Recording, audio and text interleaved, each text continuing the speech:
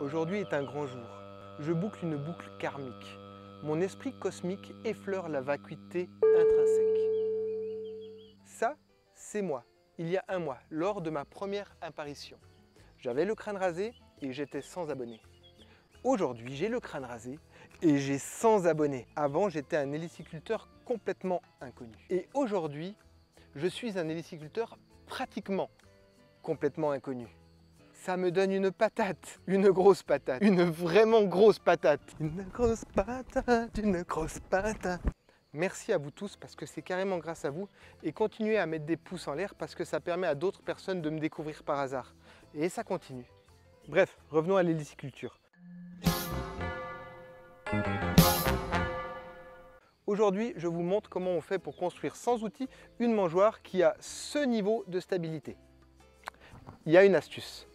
Et je vous montre aussi mes premières routines de l'atelier élevage. On va parler du nourrissement. Oui, je dis nourrissement, je ne dis pas nourrissage. On peut dire les deux, mais nourrissement, plus chicose quand même. Et je vous montre aussi mes petites astuces pour le nettoyage. Allez, ça démarre. Et je viens l'éteindre comme ça. Alors, pour le montage d'une mangeoire hélicicole, il ne faut pas grand chose, mais il faut 2-3 choses. Premièrement, il faut des mangeoires. Il faut un cordeau traceur. Et il faut les fameux tréteaux hélicicoles. Et si tu ne sais pas ce que c'est, tu peux aller voir tuto tréteau. C'est une de mes autres vidéos, le lien est dans la description. J'avais fait ça dans la vidéo. Je vais te montrer de plus près mes mangeoires. Il s'agit en fait de planches en mélèze qui font 4 mètres de long par 20 cm de large et 40 mm d'épais. Et le petit secret pour avoir cette fameuse stabilité, le voici. Au bout de chacune de mes mangeoires, j'ai installé une vis et un fil de fer. Et de l'autre côté des 4 mètres de mangeoire, il y a des vis, mais pas de fil de fer. Et l'idée, c'est que je vais les attacher les unes les autres. Je te montre tout ça. Étape numéro 1. On installe le tout premier tréteau. Alors moi, j'ai mesuré de mon parc 50 cm. Ça me plaît bien parce que mes doses sont bonnes. Donc je prends mes 50 cm de vide. Donc, et je le mets bien au bord, par ici. Voilà, 50 cm. Ça, c'est la première étape. Facile. Étape 2, tu prépares le cordeau pour tirer ta ligne. Alors c'est assez facile. Ce que tu fais, c'est que tu prends un autre tréteau. Là, tu le passes simplement comme ça. Et le tréteau, tu le mets derrière, plus loin. Voilà. Par exemple ici.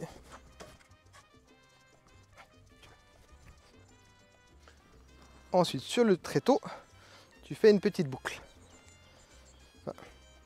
Là, j'ai fait un nœud d'amarre, c'est très bien. Voilà. Et maintenant, tu fais pareil de l'autre côté.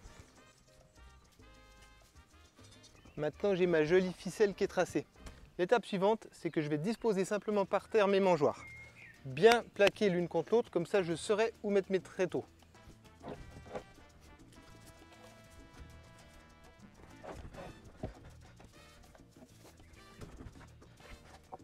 Une fois que tu as aligné tes planches par terre, tes mangeoires, tu vas aligner les tréteaux par terre. Il en faut 3 par planche, un par à chaque extrémité et un au milieu. Je fais ça. Maintenant, tous les éléments sont disposés par terre sur les 25 mètres. Et quand je dis éléments, il y a la ficelle, les mangeoires, et par terre, on retrouve aussi les tréteaux. Du coup, on peut commencer à monter. La méthode que j'utilise pour monter les mangeoires, ce que je vais faire, c'est que je vais mettre d'abord le premier tréteau et le tréteau du milieu. Et là-dessus, je vais poser en équilibre la première mangeoire. Et je fais la suite après.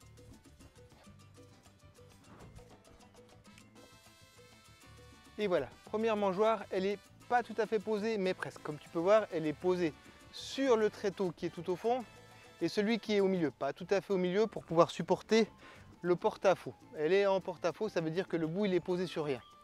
Et maintenant, je mets le dernier des tréteaux. Pourquoi je le mets en tout dernier? C'est parce que je tiens à ce que mon dernier tréteau soit vraiment bien au bord pour bien suivre la courbe du terrain.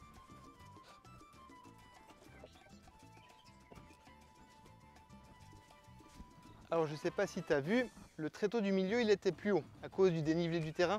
Ça c'est pas grave, ce que tu fais c'est que tu l'inclines un peu d'un côté ou tu l'inclines un petit peu de l'autre. Comme ça il supportera quand même. Et puis l'avantage c'est que si ça se reproduit sur une autre mangeoire, je l'inclinerai en opposé. Comme ça fera une action de fiche contre fiche et ça va aussi durcir mon ensemble. Maintenant que c'est fait, je prépare la deuxième qui viendra juste à côté. Et c'est maintenant que je te montre la fameuse astuce qui va rigidifier tout mon ensemble. Tu te rappelles de mes deux vis avec le fil de fer et sans le fil de fer? Et bien simplement maintenant, je viens passer le fil de fer autour de cette vis. Et voilà. Et en fait, ça va me tenir la totalité de ma structure. Bon, tu as compris l'idée avec ces deux mangeoires. J'attache, je tire la ligne et je recommence. Je mets toujours deux tréteaux, le dernier en deuxième pour avoir ma bonne ligne. Et voilà, je ne vais pas tous les faire avec toi. Du coup, je finis ma mangeoire et on regarde ensemble le résultat. À toutes.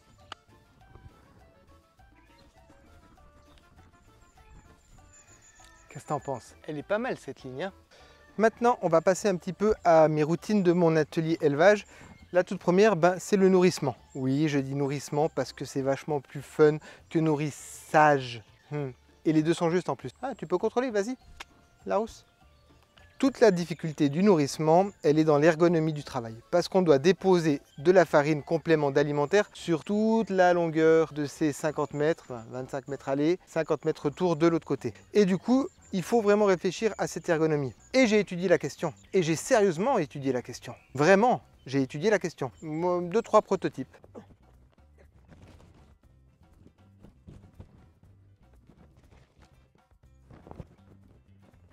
Cette première méthode, elle est beaucoup trop lourde.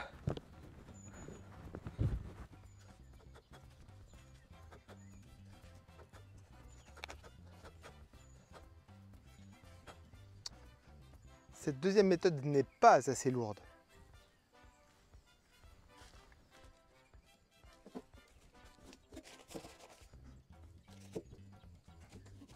Cette méthode-là est difficile à manœuvrer.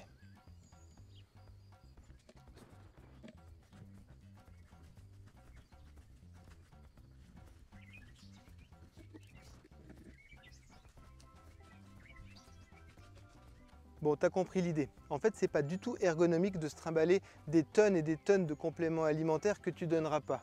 Du coup, l'idée que j'ai eue, c'est de me trouver une pelle suffisamment grosse pour bien avancer le long de mes mangeoires. Et j'ai réparti des tonneaux comme ça. Je peux mettre pile les 25 kg de farine de sac et c'est top. Du coup, quand ma pelle elle est vide, et j'arrive au tonneau suivant, j'ai plus qu'à la remplir et je recommence. J'ai jamais plus que le poids de cette pelle dans mes mains. Je suis assez content de cette idée. À bon entendeur.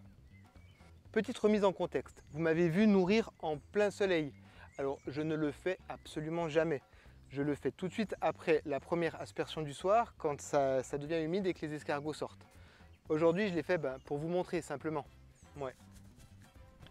Et maintenant, la question du nettoyage. L'objet qui va faire en sorte que tout le monde regarde cette vidéo, cet objet si incroyable.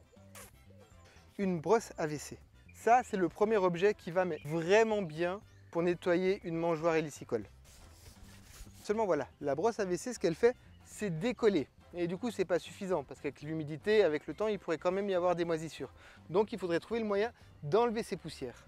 Et là, je vous propose le souffleur à accu 18 volts Bosch. C'est pas pour faire la pub de Bosch Pro, bien que c'est la gamme que j'utilise. Elle est vraiment super utile à peu près dans tout le domaine. Que ce soit pour les travaux de maçonnerie, pour enlever les petites poussières sur un petit chantier, juste parfait. Et pour nettoyer les mangeoires, c'est aussi bien. Donc l'addition parfaite entre cet objet et celui-là donne une mangeoire vraiment clean. Démonstration.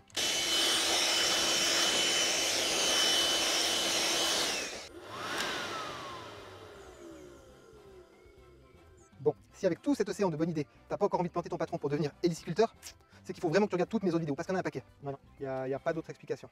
Non, il n'y a pas d'autre explication. J'adore cet objet. Bon, et on arrive déjà à la fin de cette vidéo. Et pour conclure, oui, conclure c'est toujours le plus difficile pour moi, mais c'est pas si grave parce que d'après les sondages, 66% des gens ne regardent pas jusqu'à la fin. Tant pis. Alors, je vous dis simplement merci, à la semaine prochaine et continuez à parler d'escargots.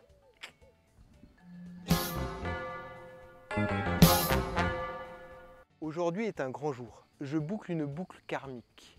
J'effleure. Putain, mais c'est dur cette connerie. Sens cosmique.